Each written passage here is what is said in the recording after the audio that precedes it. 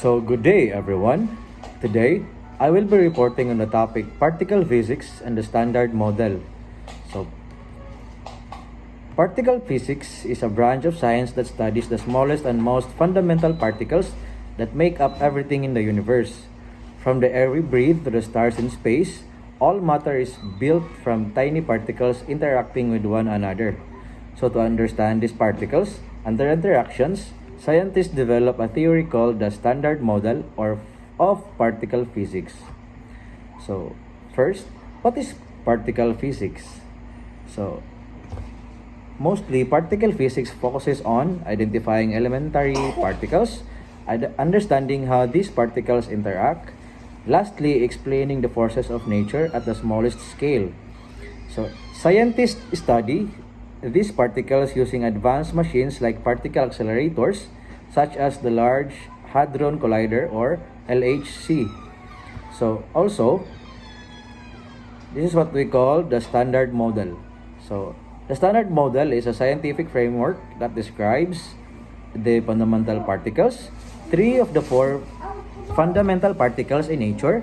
It is considered one of the most successful theories in modern physics. Also, there are main components of the Standard Model. So the Standard Model is divided into two main groups of particles. So the first one is fermions, the building blocks of matter. So fermions are particles that make up all matter. They are divided into, so the first one is a quarks, up, down, charm, strange, top, bottom. So, and also quarks combine to form particles like protons and neutrons. The second one is a leptons. So it is, the first one is a electron, muon, and tau. And lastly, neutrons, neutrinos, electron, neutrino, muon, neutrino, and tau, neutrino. And the second component of the Standard Model is bosons, and it is a force-carrying particles. So bosons are particles that carry forces between fermions. So the first one is photon. Photon carries electromagnetic force. Gluon carries strong nuclear force. W and Z bosons carry weak nuclear force. And lastly, Higgs boson gives mass to particles. The Higgs boson discovered in 2012 is very important because it explains why particles have mass. Also, without it, matter would not exist as we know it. So this discovery confirmed a key part of the Standard Model.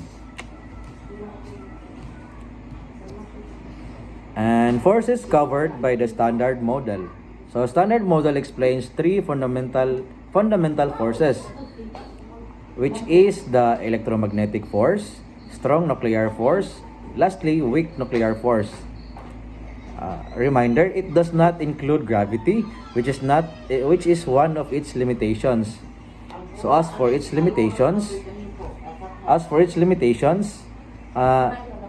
although powerful, but the Standard Model cannot explain gravity, does not explain dark matter or dark energy, and lastly cannot fully explain why neutrinos have mass.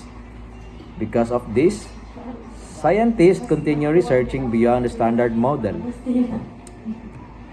And for the importance of the Standard Model, so it is important because it helps us understand the structure of the universe.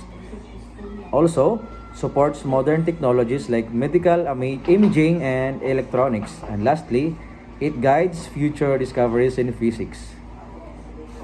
And for our conclusion,